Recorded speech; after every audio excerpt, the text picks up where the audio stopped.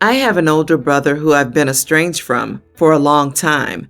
Not even sure where or if he lives at this point. Don't really care. Apparently, when he was in his mid-20s, he sold some to a fertility clinic for easy cash.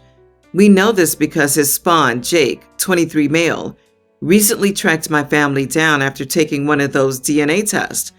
He could not contact my brother, no shock there, but found me on LinkedIn, reached out, and we met for lunch. Based on his messages, initially I thought my brother knocked someone up and abandoned her, but at lunch I found out he was conceived using a donor of my brother's. He does look a lot like my brother did when we were younger, but based on his origination, I don't feel any familial bond, if I'm being honest. I have my own family that I care about deeply, and I really don't need much more. I guess Jake feels somewhat of an identity crisis from not knowing where he came from, so we wanted to meet. I told him I would meet, though I felt weird about it. I did feel like I should at least meet him to share the very limited info I know about our family medical history. Luckily, we're pretty healthy, but I have some extended relatives diagnosed with cancer in the last few years, so I told him that, but it was clear he wanted more. He asked about my weekend plans, and I told him I was hosting an event with friends and family. He asked if he could come and meet my kids and some other relatives. I told him sorry, but that's too weird. I have no ethical qualms with a donation, IVF, or any of that, but I feel like it makes a difference that he was created that way. So I told him no and didn't want to pursue another meeting with him. He seemed upset but left with no incident. Then lately he's reached out again, telling me that I'm treating him like crap when we're technically family. I told him no again. He wouldn't stop pushing, so I told him I don't consider him family whatsoever, that I was blocking him, and if he reached out again, I would speak to my attorney about a restraining order. My wife thinks I was too harsh to say those words, but agrees we shouldn't maintain contact. It'd be weird to have him meet our kids, given the situation. My friend, however, says I'm kind of an idiot because Jake is clearly having an identity crisis, and I'm in a position to help. I have mixed feelings about that. Not the idiot. Sure, he's technically family because you share some DNA, but that doesn't give you any obligation to him. Family can be defined in lots of different ways. You choose to define your family in a certain way, and you are not obligated to include him. He can call you his family. He can invite you to family gatherings or family events, but he doesn't have the right to expect you to include him in the same way. You are the idiot. If you had zero interest in a relationship with Jake, you probably shouldn't have agreed to meet with him. It sends the wrong message, and telling him to his face that you and zero of your family will ever have a relationship with him is pretty harsh. You could have just sent him medical info over email and let him know you prefer not to meet. Generally, you made this much harsher than it ever needed to be. You are the idiot, OP. Do you speak for your entire family? Of course, you don't need to have a relationship with Jake, but some of your extended family very well may be interested in meeting him. It doesn't seem like you gave the rest of your family that choice. Hello, Aunt Sue. I'd like to introduce you to Jake. He has some of my brother's DNA from an anonymous donation. It's a harsh reality for Jake, but it's not your family's problem, and your brother clearly won't care, so it would be best for Jake to stay away. Call me cynical, but I think he was looking for money. He's not family, and the donation is supposed to be anonymous. There may be dozens if OP's brother has one child via donation. Hundreds. Are they all family? You are not the idiot, OP, and I think these DNA tests are really messing up the whole thing of donating. You should be able to donate completely anonymously. OP, I don't really believe you when you say, I don't care about IVF or donations and all that, but you just don't seem to care until they relate directly to you. Spawn and other terms are pretty callous towards someone who you admit is going through an identity crisis. You seem to place the family, not family distinction on how he was conceived. That makes you the idiot. I just feel sad for Jake. He's reaching out and trying to find a bond he feels is missing and gets rejected. This has nothing to do with money. We split the rent and we share everything 50-50.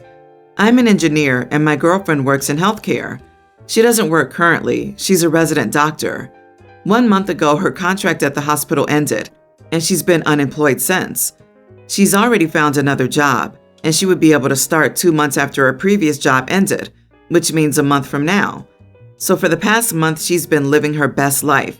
She's spending her mornings studying for her new job and reading, watching Netflix, going to the gym, and runs with her dog, etc. However, she hasn't started contributing more to the household. I mean, she still cooks and cleans every day, but she still expects me to wash the dishes, and she won't pick up my clothes after I've returned from work. The other day, I left a bunch of my mail on the table, and when I returned, it was left unopened. So I asked her why she didn't look through it, and she told me she's not my secretary. I've been hinting that she should be picking up more chores now that she's unemployed, but she says that she's not my housekeeper. She does more than half the chores, and since my workload is not increased, I should be able to do mine. I mean, yes, I can do it, but I'm tired from work and she isn't.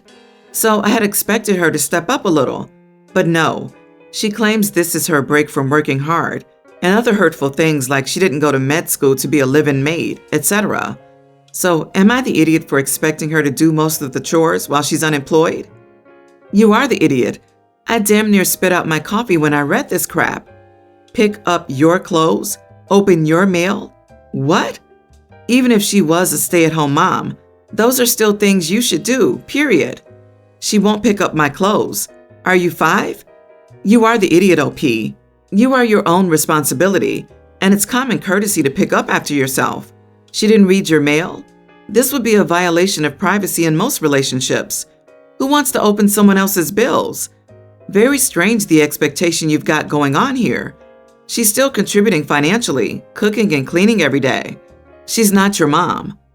You subtly slipped it in that she went to med school, so she just finished her residency and has 2 months before she starts her job as an attending, aka a doctor, not under the supervision of other doctors. Dude, she has undoubtedly been working way harder than you. Generally, in the US, residents work 70 to 90 hours per week. You even mentioned she's studying up to prepare for the new position during this period. Because, spoiler alert, doctors pretty much always have to study, constantly throughout their careers. Jesus Christ, you're lucky she didn't dump you for even implying she could be your personal maid. She's enjoying a well-deserved break while still contributing to the household. You just sound bitter and terrible. We're all uni students, and on Saturday, we had pre-drinks at Jane's house. Although I've only met Jane a handful of times, she's a friend of my best friend, Katie, and Katie brought me along to the party, which was fine with Jane. People were playing music using Jane's Spotify and were adding things to the song queue. At one point, queue ended, and it reverted back to Jane's playlist. The first song was in German. It was Rammstein, which is fine, I guess. It's a popular band. No one noticed or cared. But then came some Spanish pop song. Again, no one cared, but I noticed. Then some Spanish rock, some more German metal, and some English songs, and then Spanish again. No one bothered to change the songs to English, and I found her playlist to be really obnoxious and kind of showing off how cool she was. So I ended up adding a bunch of songs to the queue. Later on, I was looking at her books on her bookshelves, and I noticed a bunch of books in German and Spanish and English. I thought it was really cringy and attention-seeking, and I decided to call it out in a humorous way. I loudly, in front of everyone, told her to stop being such a pick-me and that no one would believe she read those books. She looked confused and asked what I meant, and I told her it was about the foreign books, that no one would believe she speaks 2 languages. I mean, come on, she's studying maths. Everyone looked at me funny. She told me that I was rude and that I should leave if I were going to continue being rude. I said that I wasn't rude, and it was true. She was being a pick-me, but I'll drop it. Everyone was weird to me for the rest of the night, and Katie told me later that Jane actually spoke those languages fluently. How was I supposed to know? I acted based on the info presented to me. Everyone is calling me an idiot, and I won't be invited further. But I don't think I was. Am I the idiot? LOL, OMG. It's been a while since I've encountered someone so obnoxious and immature. You are the idiot, and also stupid, because the info presented to you was that she probably spoke those languages based on books and music. That was your info. I can't stop laughing. I noticed Spanish, German, and English books. Based on the available evidence, I concluded she only spoke one language. Notice how these two statements don't match? You can claim you made that judgment based on the info presented. And what info was that, besides your own closed-minded judgments? I low-key wish she would have told you off in another language as you were escorted out the door. I'm guessing you don't get invited to many places if this is the way you act. Listening to music from different countries is pretty normal, as is speaking another language. How could you think this girl would do what she did because she's a pick-me? Isn't the obvious reason she likes the music and speaks the languages? Wow, wow, wow, just wow. I'm wondering who's really the pick-me girl. My husband and I have been married for 2 years and have 5 children. His daughter from a previous marriage, teen. My 2 sons from an earlier relationship, young teen and teen. And 2 children together, toddlers. My husband's daughter lived primarily with her mother until she was in 8th grade when she was offered a scholarship to go to an outstanding boarding school. I've never agreed with sending teenagers to live away from family, but her mother and my then fiance agreed that it would benefit her. They drafted a new custody agreement to reflect the new school schedule. My husband moved out of state, so we always had summers and holidays anyway. When I married my husband, I thought she would just be a day boarder, which seems better than full-time, so I let it go. By the time I learned the truth, 2020 was in full swing, and removing her wouldn't have been safe, even if she wanted to leave, which she didn't. Fast forward to 2022. She's a teen and a junior. I recently learned that her mother moved back to her home country 6 months ago and has been letting my stepdaughter manage her own money. This means that there's not even a parent in the same state or even side of the country for my stepdaughter. As a result, she's completely independent in her day-to-day life. My stepdaughter has every weekend unsupervised to do whatever she pleases, and independent access to multiple major cities, and only a day trip from another country where she has dual citizenship. I've seen Facebook posts of her just going to art shows in other states without her having even pretended to ask one of her parents for permission. This isn't acceptable. It's not okay for a teenager to just go live her own life, especially to this degree. We have 2 sons who are only 1 and 3 years behind her, and they're also starting to see the double standard. I would never let any of my kids do the things my stepdaughter's doing. She's my child too, and this needs to stop. She needs to change schools to be with her mother or with us and be part of a family. My husband says that it's different because she was raised differently and is just more responsible, but that's BS. If he actually thinks she's not behaving like a typical teenager with that level of freedom, he's lying to himself. My stepdaughter loves her school, of course, and is very resistant to changing schools for all of 1 year of high school to leave her friends, and no doubt doesn't want to actually have rules. I'm still pushing the issue, and now my husband and stepdaughter are mad at me for trying to change the status quo. The boys are mad at me for having double standards, and other family members are mad at me for either over or understepping in my role. Am I the idiot? You are the idiot. She's at boarding school and doesn't need to ask permission to see art shows. You're being dramatic, and she's not even your child. On top of that, you're controlling. You're acting as if she's getting drunk and high every night and interacting with bad people her age or older. Calm down. You have no good reason for her to change schools, and you're overstepping your role. Her parents have already created a plan, and you have to respect that. But didn't you even read? She's going to art shows. That is a dangerous road she's treading. That is just a gateway to museums, and heaven forbid, plays and/or operas. Just complete juvenile delinquency. I shudder to think she might get involved with that ballet crowd. OP says that the bio mom moved back to her home country and that the stepdaughter is only a day trip away from a country she has dual citizenship in. That's most likely the same place, right? Meaning the bio mom is only a day trip away? There's no reason to believe the stepdaughter isn't communicating with her mom and checking in. Honestly, OP just sounds jealous. I wonder what the child support arrangement is. I'm sure it would be much less if the stepdaughter lived with OP and a kid's dad. OP, you are jealous, and if your kids have a problem with this, too bad. They have different parents who do things differently, so teach them better. I'm a 27-year-old female, and I wear hair accessories, lots of them, and have huge collections of hairpins, headbands, hair clips, side combs, etc. And they're all bright colors and funny shapes. Some people in my life consider it childish, especially my boyfriend. He thinks I wear them excessively and says they make me look like a teenager. Recently, he has been complaining about being too embarrassed to take me out or go anywhere with me because of my hair accessories, even though it's not a new thing.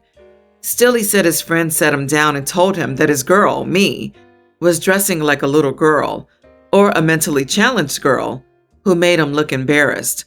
He gave me an ultimatum, saying he won't go anywhere with me unless I stopped wearing this stuff, but I refused. He stopped going anywhere with me and started excluding me from the events he went to.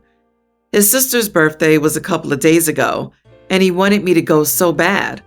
I said I'd still wear my hair accessories, but he threw a fit and refused. I found out that he took my entire collection away and dumped it in the sea the next day. I was so angry, I unloaded on him completely.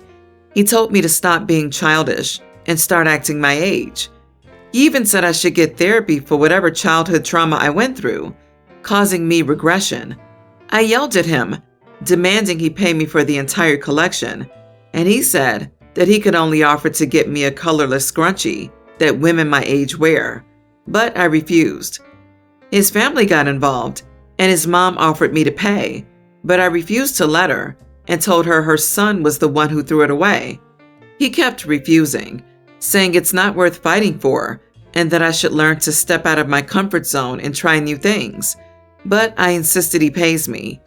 His argument is that this is impacting his public image and that he'd already spoken to me about it, but I ignored him. Am I overreacting here? Not the idiot. This man is not for you, and he's the one who needs therapy for whatever is bugging him, because that's not normal behavior. You don't obsess over your partner's fashion choices like that. And then the fact that he threw it all in the ocean, well, that's a whole other reason to choose celibacy over this mess.